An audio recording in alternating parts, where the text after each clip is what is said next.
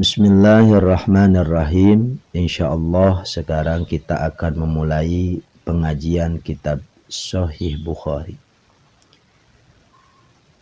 Nama asli Imam Bukhari adalah Muhammad bin Ismail bin Ibrahim bin Mughirah al-Bukhari. Yaitu Imam Bukhari itu orang Bukhara, yaitu sebuah daerah di negara pecahan Uni Soviet. Beliau lahir di Bukhara sekitar tahun 194 Hijriah dan beliau wafat di Mekah, yaitu dimakamkan di daerah Baqi sekitar tahun 256 Hijriah. Jadi usia beliau sekitar 62 tahunan. Sejak kecil Imam Bukhari sudah menghafal Al-Quran, bahkan 10.000 hadis beliau hafal ketika usia beliau 10 tahun. Ada kisah karomah dari Imam Bukhari, di antaranya sebagaimana yang diterangkan dalam kitab As-Sunnah, bahwa sejak kecil Imam Bukhari tidak bisa melihat. Artinya buta, matanya tidak bisa melihat. Ibunya selalu mendoakan terhadap Allah agar anaknya sembuh. Beberapa tahun terus berdoa kepada Allah. Suatu ketika ibunya bermimpi bertemu dengan Nabi Ibrahim alaihissalam.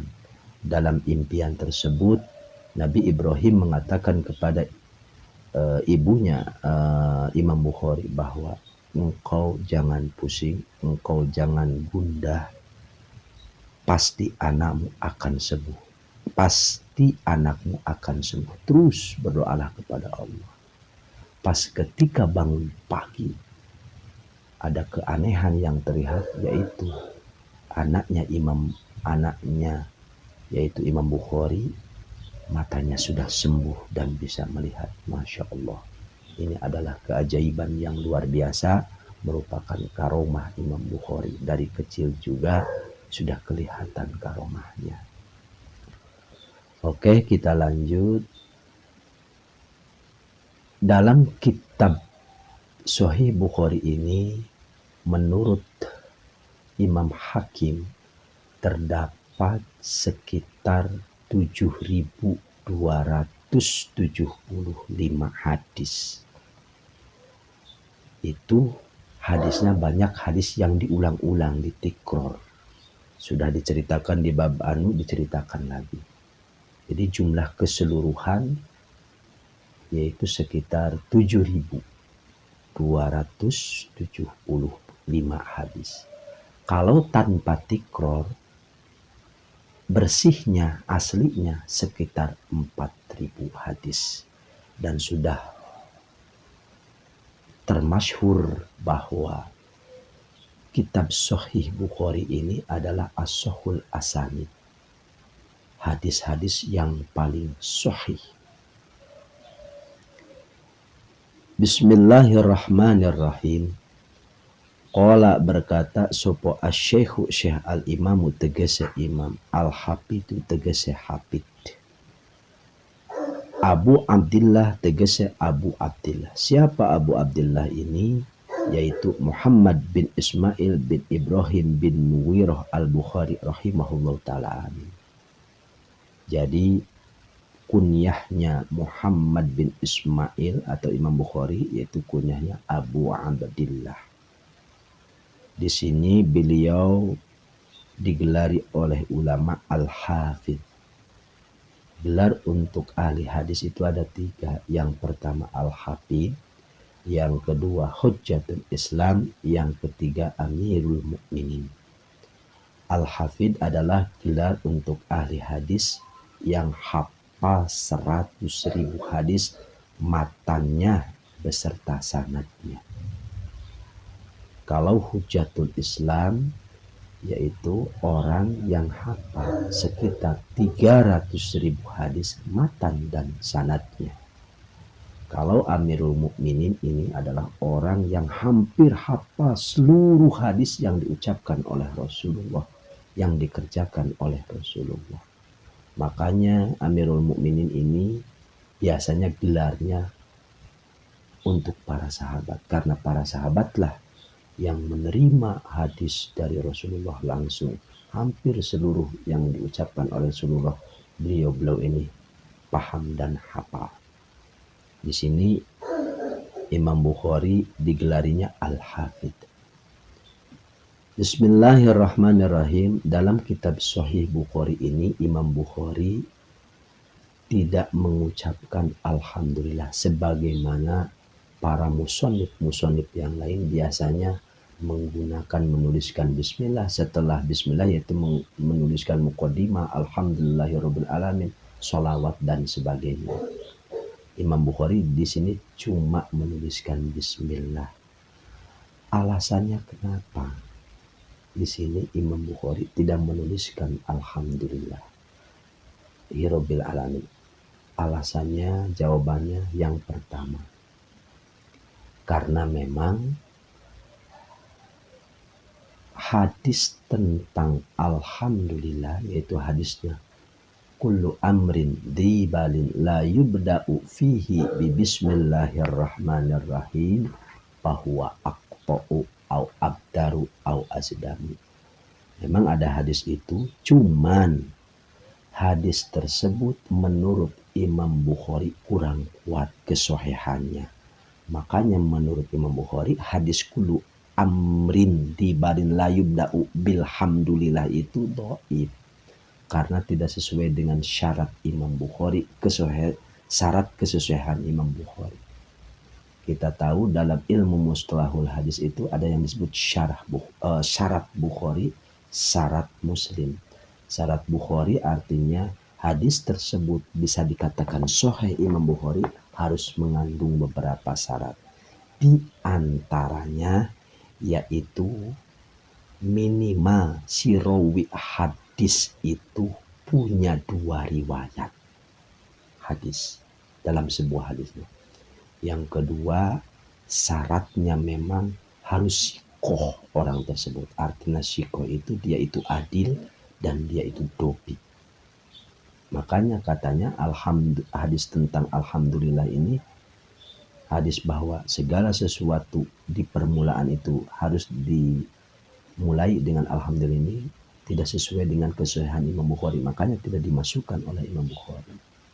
Adapun hadis Bismillah itu kata Imam Bukhari yang sahih, makanya Imam Bukhari Bismillahirrahmanirrahim. Yang kedua, alasannya yaitu bahwa hadis tentang Alhamdulillah itu sudah dinasakh. Artinya hukumnya memulai dengan Alhamdulillah sudah dinasakh dan penggantinya adalah Bismillahirrahmanirrahim. Emang betul sudah dinasakh, iya, sebab hadis tentang Alhamdulillah kullu amrin dibalin la yudda'u fihi bi bismillahirrahmanirrahim itu asbabul wurudnya yaitu dulu orang-orang jahiliyah kalau dalam pidatonya, dalam perkataannya selalu memulainya dengan sebuah syairan. Ada hadisnya yaitu bahwa dulu pernah ada seorang Arabi berpidato dan pidatonya dia itu memulai dengan sebuah syairan. Makanya oleh Rasulullah dikatakan begini, diganti syairan itu dengan Alhamdulillah kullu amrin dibalin la yubda'u fihi bi bismillahirrahmanirrahim fahuwa aqta'u. Jadi tujuan dulu Alhamdulillah, memulai dengan Alhamdulillah itu untuk merubah keadaan jahiliyah dan kesininya jahiliyah sudah menghilang, maka digantilah dengan kullu amrin dibalin la yubda'u kullu amrin dibalin la yubda'u bi bismillah fahuwa aqtabu, yaitu hadis. Jadi kesimpulannya hadis tentang memulai dengan alhamdulillah itu sudah dinasah, yaitu ketika Nabi Muhammad SAW mengadakan rekonsiliasi, mengadakan perdamaian dengan orang-orang Quraisy pada tahun Hudaybiyah, Rasulullah menuliskan Bismillahirrahmanirrahim. Maka menurut Imam Bukhari, Bismillah itu menasah kepada hadis Alhamdulillah. Maka Imam Bukhari menggunakannya Bismillah. Alasan yang ketiga yaitu mungkin saja Imam Bukhari membacakan Alhamdulillah cuman tidak dituliskan. Oke, kita lanjut. Di sini Imam Bukhari membuat judul pertamanya yaitu Babun Kaifa Bad'ul Wahyi ila Rasulillah sallallahu alaihi wasallam. Bisa dibaca babun kaifa kana bad'ul wahyi, lamun baca babun berarti kaifanya jadi bada. Babun mubtada dan khobar. Bisa dibaca juga babu kaifa kana bad'ul wahyi, berarti jadi idofat. Silahkan yang mana pilih. Babun utawi iku bab suwiji. Kaifa kana bad'ul wahyi ila Rasulullah sallam. Bagaimana permulaan wahyu yang diturunkan kepada Rasulullah sallallahu. Jadi judul yang pertama Imam Bukhari ingin menjelaskan hadis, keterangan hadis tentang kejadian wahyu yang pertama, bagaimana itu turunnya ke Rasulullah SAW. Kenapa di sini Imam Bukhari judul pertamanya tentang wahyu? Biasanya kan dalam kitab-kitab agama itu judul pertamanya itu tentang Bismillah, tentang keimanan atau tentang ilmu. Imam Bukhari judul pertamanya tentang wahyu. Alasannya yaitu ada alasan bahwa antara wahyu dan permulaan kitab Bukhari ini ada persamaan. Persamaannya apa? Persamaannya wahyu itu kan sesuatu yang pertama diturunkan kepada seorang nabi. Jadi seseorang disebut nabi, mulanya awalnya dikasih wahyu. Jadi wahyu itu sesuatu yang pertama. Makanya ada sangkut pautnya dengan kitab ini, yaitu judul kitabnya yang pertama. Makanya yang pertama itu menerangkan wahyu. Karena wahyu itu adalah yang pertama diturunkan kepada seseorang yang akan diangkat menjadi nabi. Terus apa sih wahyu itu? Wahyu menurut lugot, menurut etimologi adalah al-kalam fi khatain. Omongan yang samar. Artinya omongan yang samar itu yaitu ada omongan tapi tidak kelihatan yang ngomongnya. Jikalau ada omongan yang tidak kelihatan yang ngomongnya, berarti itu wahyu menurut etimologi. Yang kedua, ada wahyu menurut istilah atau terminologi agama, yaitu definisinya wahyu adalah kalamullahi al-munazzalu ala nabiyyin min anbiya'illah, yaitu sebuah firman Allah yang diberikan kepada seseorang nabi dari nabi-nabi Allah. Jadi pada intinya wahyu itu adalah kalam Allah, perintah Allah, larangan Allah, aturan di Allah yang diberikan kepada seseorang yang harus dilaksanakan. Itu wahyu. Seperti Al-Quran ini wahyu dari Allah. Seperti kitab Zabur wahyu dari Allah. Seperti kitab Taurat itu wahyu dari Allah yang diturunkan kepada Nabi. Jadi bab di sini yang pertama yaitu mau menjelaskan tentang permulaan wahyu. Wahyu itu ada 3. pertama, wahyu yang langsung diberikan oleh Allah, langsung dimasukkan kepada hati seorang nabi. Jadi proses turunnya wahyu itu ada 3. Yang pertama, langsung Allah memberikan ilmu, memberikan wahyu kepada hati seorang nabi. Langsung tahu nabi itu tentang ayat-ayat tentang wahyu. Yang ketiga, wahyu diberikan kepada seorang nabi dengan perantaraan malaikat Jibril. Yang kedua itu, yang ketiga yaitu wahyu lewat impian. Jadi wahyu itu ada bentuknya, ada lewat mimpi. Seperti Nabi Ibrahim bermimpi bahwa diperintah oleh Allah untuk menyembelih anaknya dan Ismail. Itu wahyu lewat impian. Oke, kita lanjut. Wa qaulullahi jalla dzikruhu.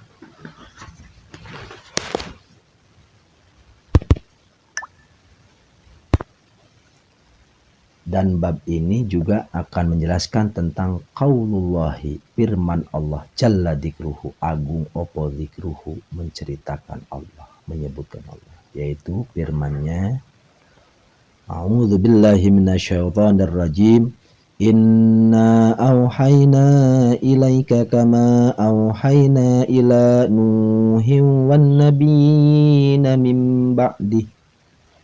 Ini surat An-Nisa ayat 163. Inna auhayna, sesungguhnya kami, kata Allah, auhayna, telah mewahyukan kami ilaika kepada engkau wahai Muhammad, kama auhayna, seperti kami telah mewahyukan ila Nuhin kepada Nabi Nuh, wan nabiyina, dan kepada para nabi yang lain, mim ba'dihi, setelah Nuh. Di sini sebelum kita lanjutkan, ada asrar, ada rahasia. Dalam Al-Quran dikatakan inna auhayna ilaika kama auhayna ila Nuhin. Kenapa Allah menyebutkan hanya Nabi Nuh? Enggak Nabi Ibrahim, enggak gini. Inna auhayna ilaika kama auhayna ila Ibrahim, kama auhayna ila Adam. Padahal Nabi yang pertama kan Nabi Adam. Kenapa Allah menyebutkan hanya Nabi Nuh yang disebutkannya ila Nuhin? Barulah kesana wan nabi. Ternyata ada rahasia makna yang tersimpan. Ayat ini dalam tafsiran Allah ingin memberikan peringatan kepada orang-orang, kepada umat Nabi Muhammad, yaitu bahwa Nabi Nuh itu adalah nabi yang pertama umatnya dikasih adab oleh Allah Subhanahu wa taala. Sebab nabi-nabi sebelumnya umatnya belum pernah dikasih adab. Yang pertama itu umat Nabi Nuh, yaitu dengan taufan, dengan sebuah banjir yang sangat besar. Makanya di sini Allah ingin memberikan indar peringatan kepada umat-umat Nabi Muhammad. Hadis yang pertama yaitu haddasana, telah menceritakan hadis kepada kami sopo al-Humaydi, Imam Humaydi. Siapa Humaydi itu? Abdullah bin Zubairi, Abdullah bin Zubair. Qala, berkata Imam Humaydi, haddasana, telah menceritakan hadis kepadaku sopo Sufyanu, Imam Sufyan.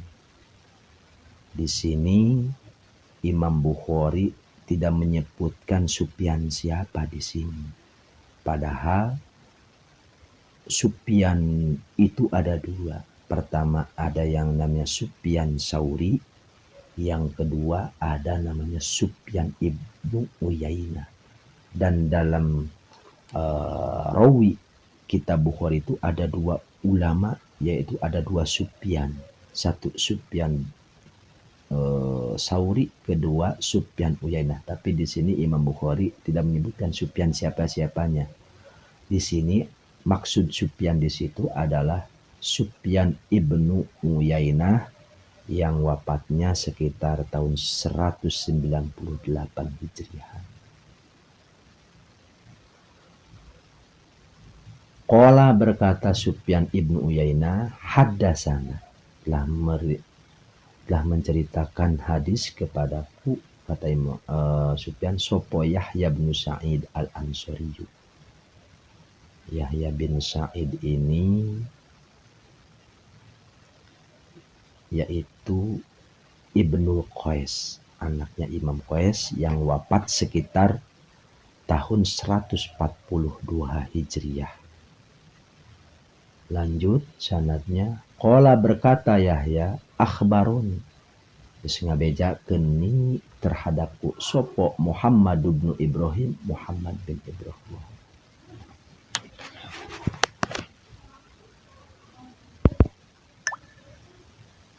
Di sini Imam Bukhari dalam sanadnya terkadang menggunakan haddasana, terkadang akhbarona, atau hadasani, terkadang akhbarona. Yang pertama kan Imam Bukhari kalau dari Imam Humaid yaitu haddasana. Tapi pas Muhammad bin Ibrahim mengatakannya akhbaroni. Ini ada perbedaan, ada rahasia, karena dalam ilmu mustalahul hadis diterangkan bahwa beda seorang rawi menggunakan kata hadasana dengan kata akhbarona atau hadasani akhbaroni. Kalau seorang ahli hadis mengatakan hadasani atau hadasana, berarti rawi tersebut, ahli hadis tersebut menerima hadis dari gurunya, langsung bertemu, bertatap muka dan kedengaran apa yang disampaikan oleh gurunya.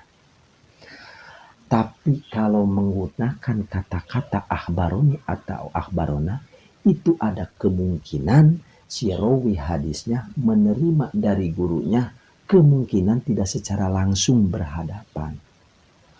Contoh kemungkinan dia itu mendengarnya dari teman-temannya yang disuruh membacakan kitab hadis oleh gurunya. Contoh kata gurunya, Jaid bacakan nih hadis nih, kitab saya hadis, dibacakan oleh Jaid, dan si Bakar itu yang mendengarkan. Maka si Bakar itu nanti meriwayatkan hadis, adaul hadisnya, meriwayatkan hadis kepada santrinya atau kepada orang lain, jangan menggunakan hadasana, tapi harus menggunakan akhbarona. Karena memang si Bakar itu tidak menerima, gurunya tidak menceritakannya. Yang membacakan kan temannya yang disuruh oleh gurunya. Ya, itulah diantaranya rahasia hadasana dengan akhbarona itu. Lanjut. Qala berkata Yahya akhbaroni, ngabejakeun ka kula sapa Muhammad bin Ibrahim At-Taimi, anahu sesungguhnya itu Muhammad bin Ibrahim iku sami'a mendengar Muhammad bin Alqamah terhadap Alqamah bin Waqqas Al-Laisiyah. Yaqulu berkata Alqamah berkata, sami'tu aku mendengar Umar bin Al-Khattab kepada Umar bin Khattab radhiyallahu an alal minbari, pidato di atas minbar podium. Qala berkata Umar, sami'tu aku mendengar Rasulullah terhadap Rasulullah sallallahu alaihi wasallam yaqulu berkata Nabi, innamal a'malu binniyati, pastinya sahnya seluruh amal itu binniyati iku tetap oleh pirang-pirang niat. Wa innamal likulli imri'in manawa, jeung eta tetep likulli imri'in untuk setiap orang, manawa ma utawi perkara nawa kang niatan itu si imri'in. Artinya innamal likulli imri'in manawa, orang itu tergantung niatnya. Di sini kita bahas innamal a'malu binniyat, sahnya amal itu dengan niat. Seluruh ibadah itu bisa sah dengan niat. Ini dalil diwajibkan niat. Makanya dalam fikih, dalam sholat harus niat, wudu harus niat, karena ini dalilnya innamal a'malu binniyat. Ini irtibatnya dengan surat Al-Bayyinah. Wa ma umiru illa liya'budullaha mukhlishina lahuddin. Tidak diperintahkan itu orang-orang kecuali untuk beribadah karena Allah, untuk melaksanakan agama. Itu juga kan dalil tentang harusnya. Nah, di sini timbul pertanyaan. Contoh seperti apa? Seperti sodako. Sodako kan amal, tapi kenapa nggak harus niat? Nggak niat juga kan? Jadi seperti apa? Oh, membersihkan najis, membersihkan kotoran. Kita membersihkan, nggak harus niat juga jadi bersih tuh tempatnya yang terkena najis. Nah, di sini kalau kita dibahas secara usul fikih, memang betul innamal a'malu binniyat. Di sini ada namanya menyimpan kata dalam kecap amal, yaitu kalau menurut usul fikihnya disebutnya iktido. Iktido itu menakdirkan sebuah kalimat. Jadi innamal a'mal bin innama sihhatul a'mal binniyat. Sahnya amal itu harus niat. Kalau menurut usul fikihnya disebut iktido namanya. Nah, tadi kembali lagi, kenapa bersuci dari najis nggak harus niat juga jadi, padahal itu amal. Ya, memang betul bahwa sahnya amal itu dengan niat. Tapi ulama sepakat amal yang gimana yang harus diniatan, yaitu amal yang ta'abbudi. Karena amal itu kan ada dua. Ada amal ta'abbudi, ada amal mu'allali. Apa itu amal ta'abbudi? Yaitu amal-amal ibadah yang belum bisa diketahui alasan kenapa kita diperintahkan ibadah tersebut. Seperti amal ta'abbudi, sholat subuh 2 rakaat, sholat duhur 4 rakaat. Ya menurut kita manusia seharusnya, karena subuh kan tenaganya masih kuat bangun tidur, seharusnya 4 rakaat. Duhur karena kita sudah capek, ya seharusnya sih 2 rakaat. Tapi kan tidak. Allah. Menurut Allah, duhur 4 rakaat, subuh 2 rakaat. Nah, itu belum diketahui alasannya oleh kita. Itu ta'abudi aja udah gitu. Yang kedua, contoh amal ta'abudi. Kenapa sih dalam sholat itu harus pakai bahasa Arab? Kenapa nggak bisa pakai bahasa Sunda? Kenapa nggak bisa pakai bahasa Indonesia? Ya udah, itu ta'abudi aja. Karena dari Allahnya gitu, ya udah gitu, tidak dirubah-rubah. Itu ta'abudi. Kedua, ayat amal mu'allali. Amal mu'allali itu adalah amal ibadah yang bisa diketahui elat dan alasannya.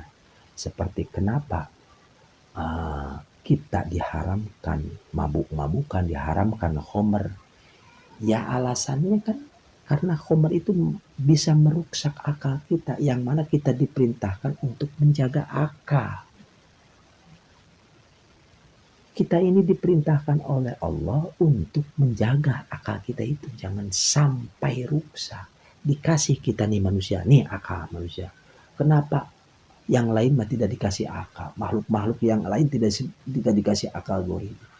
Karena manusia punya tugas yang sangat berat, yaitu menjaga ardun, menjaga bumi. Kan manusia itu gelarnya khalifah. Kenapa Allah ciptakan manusia di muka bumi? Untuk khalifah, untuk mengurus, untuk memimpin ini bumi. Dan syarat untuk memimpin, syarat ngurus itu harus punya akal yang cerdas, itu akal goriji. Makanya manusia diperintahkan oleh Allah, jaga akal kamu supaya bisa ngurus ini bumi. Karena kalau kamu akalnya rusak, gak akan bisa mengurus bumi. Makanya kita diperintahkan untuk menjaga akal itu supaya bumi ini terjaga. Arihed ayeuna akal kita dirusak dengan minuman-minuman yang memabukkan. Makanya diharamkan oleh Allah. Nah, kenapa khamr diharamkan? Nah, itu hukumnya atau amalnya amal mu'alali. Kenapa diharamkan mu'alali? Bisa diketahui alasannya. Oh, alasannya kenapa khamr ini diharamkan mu'alali. Para ulama sepakat bahwa amal yang ta'abudi atau hukum yang ta'abudi itu wajib niat. Imam Syafi'i, Imam Abu Hanifah, Imam Ahmad, Imam Malik sepakat bahwa amalan-amalan ta'abudi itu harus niat. Kenapa harus niat? Supaya bisa membedakan mana ibadah, mana lain ibadah, mana bukan ibadah. Makanya fungsi niat itu untuk membedakan mana ibadah dan mana bukan ibadah. Mungkin saja nanti ke depan ada sebuah senam seperti gerakan sholat. Supaya jangan disebut sholat, yang membedakannya itu niat. Gitu. Yang membedakan itu niat. Jadi makanya dalam amal ta'budi harus niat supaya kelihatan ini adalah ibadah dan itu bukan ibadah. Yang kedua, sepakat para ulama, sudah ittifaq para ulama seperti Abu Hanifah, Imam Malik, Imam Syafi'i bahwa amal mu'alal itu nggak harus niat. Kenapa nggak harus niat? Ya udah diketahui. Kenapa kita diperintahkan ibadah? Karena alasannya sudah diketahui. Karena alasan sudah diketahui, ya udah nggak usah niat. Gitu. Nah, dalam kembali lagi ke permasalahan yang tadi bahwa mengubah najis, kenapa nggak harus niat? Karena itu mu'alali amalnya. Sudah bisa diketahui alasannya, makanya nggak harus niat. Karena itu mu'alali, sudah diketahui alasannya. Kenapa kita mengubah najis? Ya karena kita itu diperintahkan untuk bersuci kok. Dalam hadis dikatakan al-islamu nadhifun fatanadzafu fa innahu la yadkhulul jannata illa nadhif. Islam itu bersih. Fatanadzafu, maka kamu itu harus bersih. Harus bersih-bersih. Fa innahu la yadkhulul jannata illa nadhif, karena tidak akan masuk surga kecuali orang-orang yang bersih. Nah, Islam itu mengajarkan kebersihan. Ketika mengajarkan kebersihan, ayat tai kotok najis dibersihkan ke orang mu'alali, sudah diketahui alasannya kenapa kita harus umbah tai kotor supaya bersih mu'alali. Makanya ketika hukum atau amalnya mu'alali nggak harus niat, kata para ulama. Kesimpulannya innamal a'malu binniyat itu bisa ditafsirkan sihatul a'mal al-mu'allaliyatu binniyat. Jadi sahnya amal-amal yang mu'allaliyah, artinya amal yang mu'allali itu bukan amalul amaliyah. Sihat innama a'malu binniyati, maknanya innama sihatul a'malu ta'abudiyatu binniyat gitu. Nah, jadi bisa ditafsirkan innamal a'malu at-ta'abudiyatu binniyat. Bisa sahnya amal ta'abudi dengan niat. Dah, kita lanjut. Wa innama likulli imri'in ma nawa. Setiap orang itu tergantung niatnya. Tapi khusus niat-niat yang baik. Wa innama likulli imri'in ma nawa. Orang itu tergantung niatnya. Kalau dia niatnya baik, ya jadi baik. Kalau dia niatnya jelek, ya bukan jadinya pahala, jadinya dosa. Tergantung niatnya. Cuman ini harus diperdalam hadis ini. Wa innamal likulli mana harus diperdalam, harus diperjelas. Kenapa harus diperjelas? Bahaya soalnya. Kalau bahasanya innamal likulli imri'in manawa, orang itu tergantung niatnya. Nanti bisa begini, amal maksiat bisa jadi pahala. Kita minum minuman keras, kita minum topi miring, kita minum minum khamr. Kenapa kan minum khamr? Saya mah niatnya untuk ibadah. Saya mah niatnya supaya menghilangkan kapusing, supaya bisa ngaji, supaya ibadah. Gak campleng kalau gitu, gak bener. Ada qaedah dalam fikih mengatakan al-maksiyatu latan qalibu ta'atan. Yang namanya perbuatan maksiat itu tidak bisa berbalik, dirubah dengan niat menjadi sebuah taat menjadi pahala. Yang bisa berbalik itu amalan-amalan yang mubah. Pekerjaan yang mubah seperti makan bisa menjadi taat kalau niat. Makan kan asalnya mubah. Kalau niatnya untuk supaya kita kuat beribadah, kuat ngaji, kuat menghafal. Karena ngaji harus membutuhkan tenaga, dan tenaga bisa ada dengan sebuah makanan. Jadi kita niat makannya supaya kuat ibadah. Yang asalnya makan itu hukumnya mubah, maka dapat pahala. Itu. Nah, itu seperti itu. Sebab ada kaidah usul fikih, lil wasail hukmul maqasid. Itu.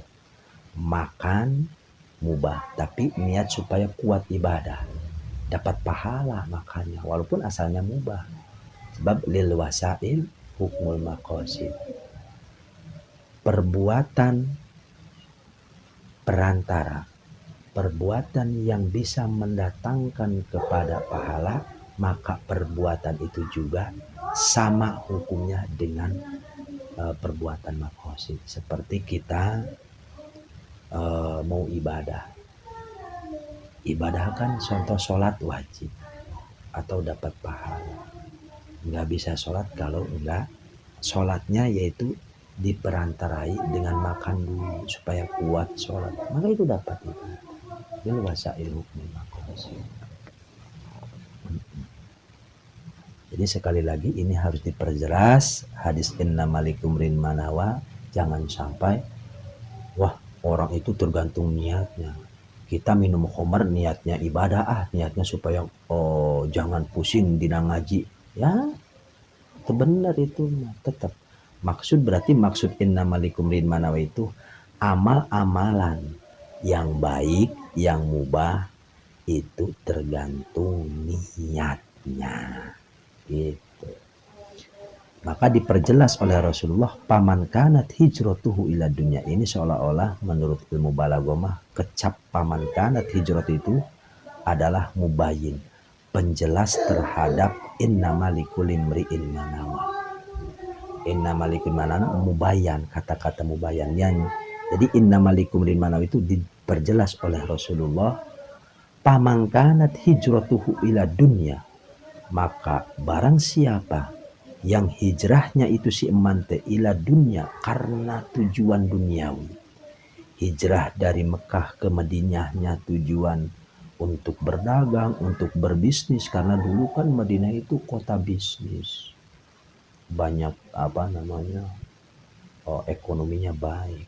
Tujuan ke Madinahnya untuk berbisnis, yusibuha.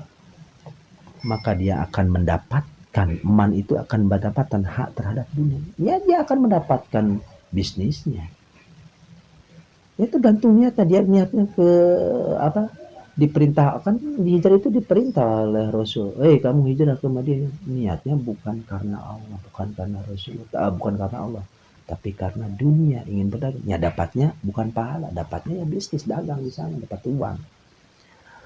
Au ila imra'atin, atau barang siapa yang hijrah dari Mekah ke Madinahnya tujuannya ingin mencari perempuan, karena ada seorang perempuan yang kihua, yang ingin menikah itu si man hak terhadap imro'ah.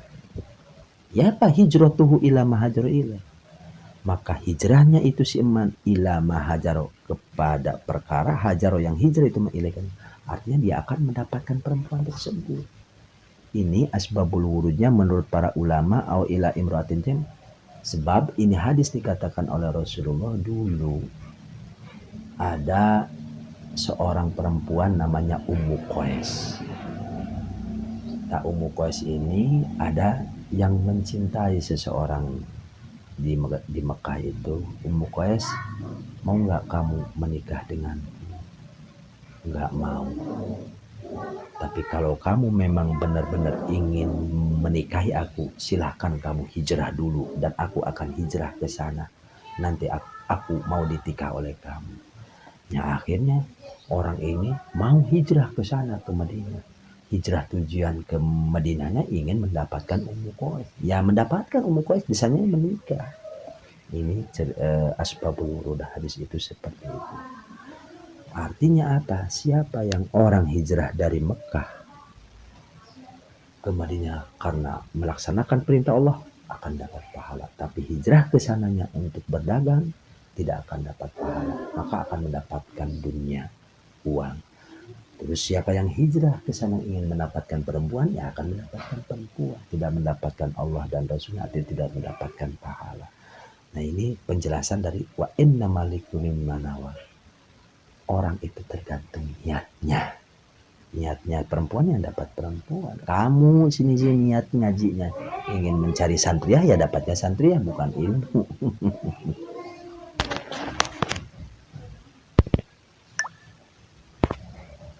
Kita lanjut terhadap hadis yang kedua. Hadasana Abdullah ibnu Yusufa, kata Imam Bukhari, hadasana telah menceritakan hadis kepadaku sopo Abdullah ibnu Yusufa, Abdullah bin Yusuf.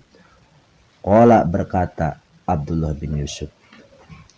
Abdullah bin Yusuf itu lahir wafat sekitar tahun 218 Hijriah. Salah satu gurunya Imam Bukhari. Qala berkata Abdullah bin Yusuf akhbarona. Nah, beda hadasan dan akhbarona, tadi sudah diceritakan. Memberitahu kepadaku, kata Imam Bukhari, sopo Malikun Imam Malik, yaitu Imam Malik yang terkenal, seorang mujtahid mutlak, Imam Malik bin Anas. Imam Malik bin Anas, beliau wafat sekitar Imam Malik sekitar tahun 179 Hijriah. Salah satu gurunya Imam Syafi'i. An Hisham bin Urwah. Imam Malik menerima hadis dari Hisham bin Urwah. Hisham bin Urwah ini meninggal sekitar tahun 145 Hijriah. An abihi, Hisham menerima dari bapaknya, yaitu Urwah bin Zubair. Namanya Urwah bin Zubair.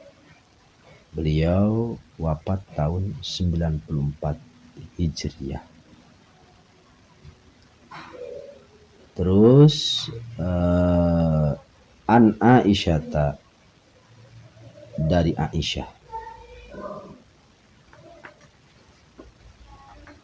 An Aisyata keterima dari Aisyah ummil mukminin, tegese ummil mukminin. Jadi seluruh istri Nabi itu dikasih gelar oleh Allah langsung, gelarnya Ummul Mukminin, yaitu dalilnya dalam surat Al-Ahzab. Dalam surat Al-Ahzab diterangkan bahwa A'udzu billahi minasyaitonir rajim. Innan nabiyya aula bil mu'minin min nafsihi wa ummatuhum wa azwajuhu ummatuhum. Itu dalam surat Al-Ahzab diterangkan bahwa Nabi itu lebih mementingkan terhadap orang-orang mukmin. Wa azwajuhu ummatuhum, dan istri-istri beliau Nabi Muhammad SAW itu disebutnya ummatuhum, ibu-ibunya orang mukminin.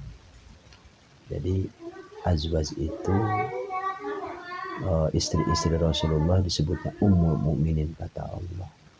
Makanya dalam hukum fikih mazhab Imam Syafi'i tidak boleh seseorang menikahi bekas istri Rasulullah SAW, seperti tidak bolehnya kita menikahi ibu kita.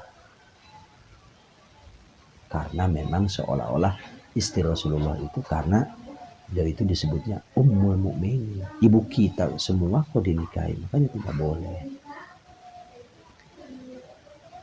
Annal Haris bin Hisham, sesungguhnya Bapak Haris bin Hisham, iku sa'ala, bertanya Haris bin Hisham Rasulullah, bertanya kepada Rasulullah Sallallahu Alaihi Wasallam.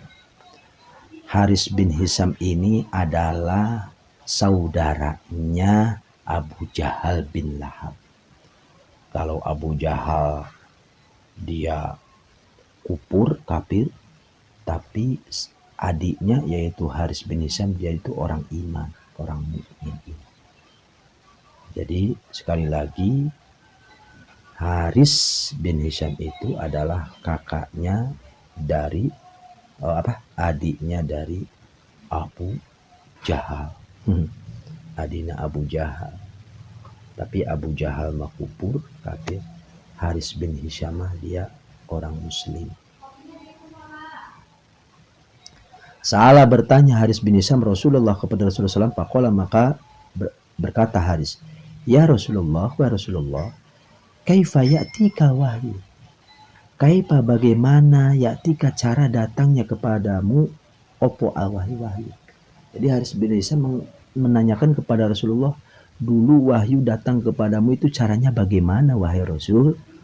Faqala Rasulullah SAW, maka berkata Rasulullah SAW, ahyanan terkadang yakni datang wahyu terhadapku misla solsolatil jaros, seperti suara lonceng. Perlu diketahui bahwa bentuk turunnya wahyu kepada Nabi Muhammad itu bermacam-macam, bahkan ada yang mengatakan 7. Pertama, wahyu turun ke Rasulullah itu lewat impian. Ada wahyu, cirinya turun wahyu diturunkan oleh Allah kepada Rasulullah itu yaitu dengan suara lonceng. Biasanya dulu Nabi Muhammad SAW kalau mendengar suara lonceng keliling-keliling, wah ini akan datang wahyu, akan datang malaikat Jibril memberikan wahyu. Gitu. Yang kedua ada lewat langsung dengan impian atau langsung dimasukkan kepada hati Nabi Muhammad SAW dan Muhammad langsung mengetahuinya. Makanya di sini jelaskan wahwa asyadduhu alayya. Wahwa jeung ari itu wahyu misla solsolatil jaros. Adapun wahyu yang diturunkan ciri dengan ada suara lonceng iku asyadduhu alayya. Yang paling berat terasa itu wahyu alayya terhadapku. Jadi wahyu dia ini kan wahyu kalau diturunkan kepada Nabi itu takut. Ketika turun wahyu itu Nabi itu takut. Maka dulu pernah Nabi Muhammad SAW diam saja, cuma kelihatan oleh sahabat berkeringat Rasulullah itu. Keringatnya sangat banyak, kelihatan di pelipisnya. Oh, sahabat sudah tahu, Nabi Muhammad lagi dikasih wahyu karena rasa takut. Yang paling mengerikan wahyu ketika turun itu kalau sudah cirinya bersuara seperti lonceng. Ya terus payub somu'ani waqad wa'aitu payub somu, maka berhentilah pegat, kalau bahasa Sundanya pegat. Fayab simu atau payub somu'ani, maka berhentilah wahyu tersebut ani dariku. Ketika wahyunya sudah berhenti, waqad lan hale qad wa'aitu, teman-teman wa'aitu aku paham anhu itu malak ma kepada ucapan kola yang mengatakan itu malak. Jadi ketika turun wahyu suara lonceng aku takut rasa takut karena malaikat Jibril mau datang. Ketika sudah beres wahyunya barulah Nabi Muhammad memahami apa yang dikatakan oleh malaikat Jibril. Nah, itu terkadang wahyu itu turun seperti suara lonceng dulu. Yang kedua wa ahyanan, dan terkadang wahyu itu turun yatamassalu liyal malaku. Yatamassalu merubah wujud liya terhadapku sopo al malaku malaikat rojulan seperti seorang laki-laki. Jadi yang kedua wahyu turun kepada Nabi Muhammad lewat malaikat Jibril. Malaikat Jibril merubah wujud dulu seperti seorang laki-laki. Kan kejadian ketika Nabi Muhammad ngaji dengan para sahabat, ujug-ujug datanglah seorang laki-laki yang sangat kasep ke depan beliau lalu menanyakan, mal Islam ya Rasulullah. Dijawab oleh al-Islamu syahadatu alla ilaha illallah wa anna muhammadar rasulullah ila akhirih. Terus wamal iman ya Rasulullah, al iman antuk mina billah wa malaikatihi wa kutubihi wa rusulihi. Terus mal ihsan ya Rasulullah, al ihsan an ta'budallaha ka'annaka tarahu wa illam takun tarahu fa innahu yaraka.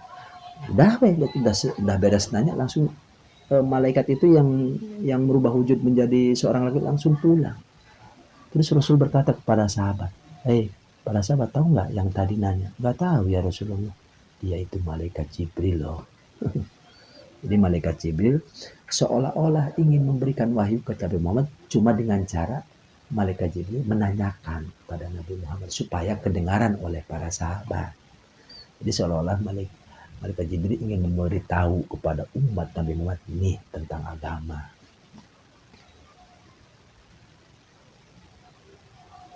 Ketika malaikat Jibril merubah wujud menjadi seorang laki-laki, payukallimuni, maka berbicaralah malakni terhadapku. Ketika malaikat berbicara kepada Muhammad, fa'ai, maka aku paham mayakulu apa yang dikatakan oleh malaikat. Jadi Nabi Muhammad paham apa yang dikatakan oleh malaikat. Sebelum kita lanjutkan, perlu diketahui bahwa malaikat Jibril merubah wujud itu pernah 2 kali. Yaitu pertama, malaikat Jibril merubah wujud menjadi seorang laki-laki. Yang kedua, merubah wujud menjadi wajahnya seperti nama sahabat Dihyatul Kalbi. Jadi ada salah seorang sahabat Dihyatul Kalbi yang malaikat Jibril wajahnya seperti Dihyatul Kalbi. Pernah kejadian seperti itu. Yang kedua, kenapa? Timbul pertanyaan begini, kenapa malaikat Jibril harus merubah wujud segala menjadi seorang laki-laki? Tidak langsung wujudnya yang asli diperlihatkan kepada Nabi Muhammad. Karena bayangkan saja, yang namanya malaikat itu dalam sebuah hadis diterangkan, jangjangnya saja, sayapnya saja, jumlahnya ada 700 sayap. Tingginya malaikat, kalau wajahnya kepala ada di langit, kakinya ada di bawah. Sangat besar sekali. Bayangkan kalau kita melihat seperti itu, akan takutnya bagaimana? Pingsan kita. Makanya sengaja malaikat Jibril tidak sering banyak memperlihatkan wujud asli. Supaya Nabi Muhammad jangan ketakutan, supaya bisa paham apa yang disampaikan. Gitu maksudnya. Karena kalau berubah wujudnya, waduh, Nabi Muhammad itu akan takut sekali. Ini kejadian.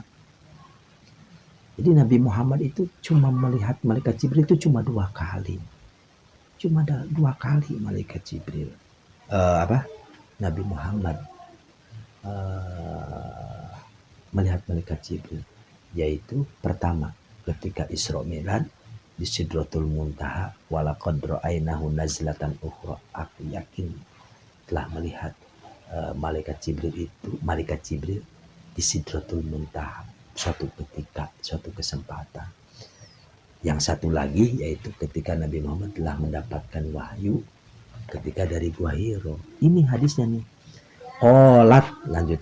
Qalat berkata sopo Aisyah tu Siti Aisyah.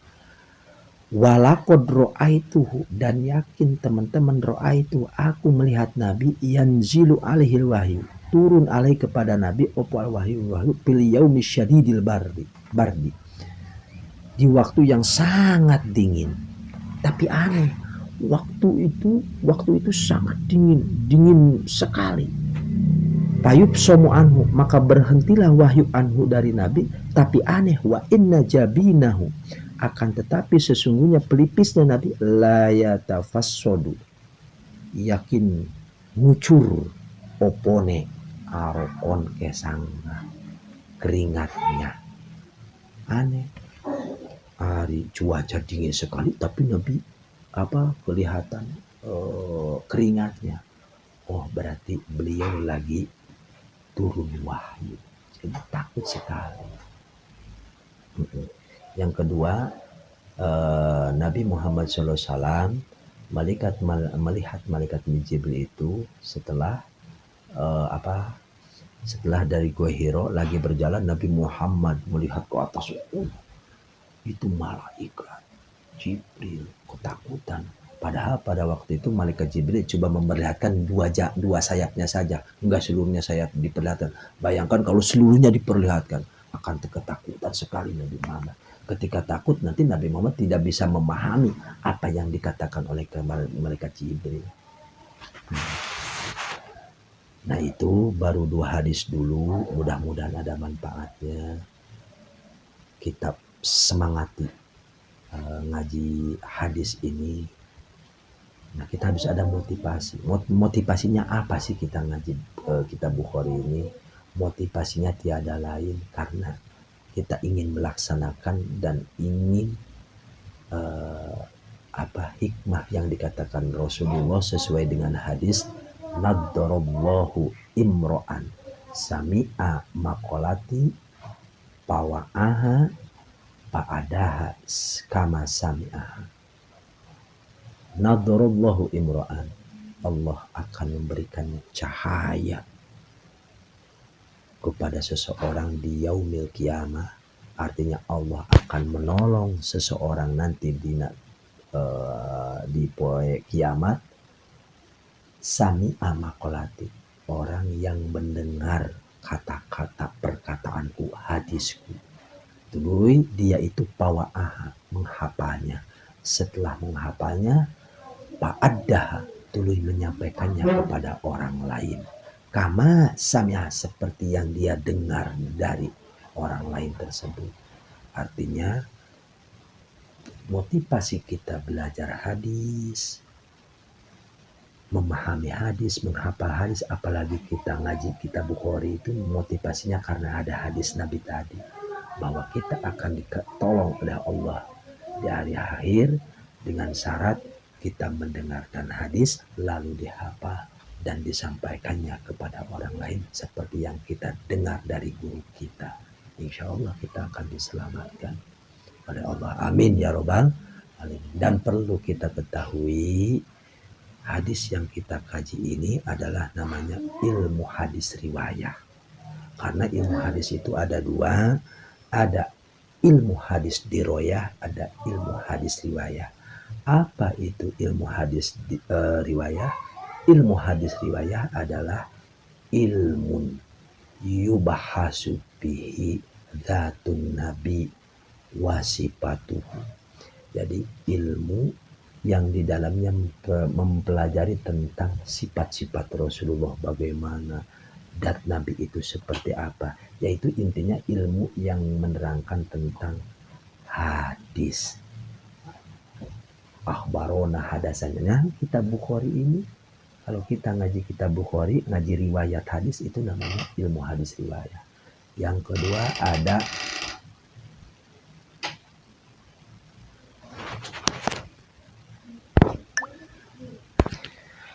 kedua ada ilmu hadis diroyah, yaitu definisinya ilmun yubhasu bihi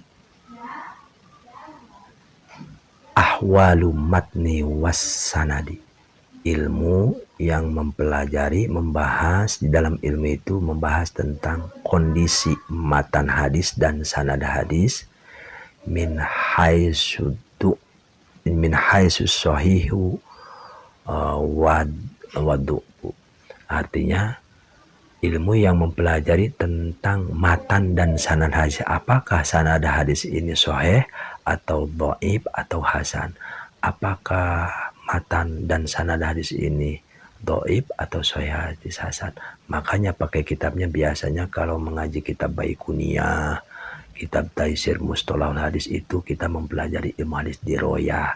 Kalau kita ngaji Bukhari, kita ngaji kitab Muslim, kita ngaji kitab Qotru Goy, Tanqihul Qaul, Muhtarul Hadis, itu kita ngaji hadis, kitab hadis, ilmu hadis riwayah. Jadi ada dua perbedaannya, ilmu hadis diroyah dan ilmu hadis riwayah. Mudah-mudahan bermanfaat untuk kita semua. Amin ya robbal amin. Wallahu a'lam bishawab.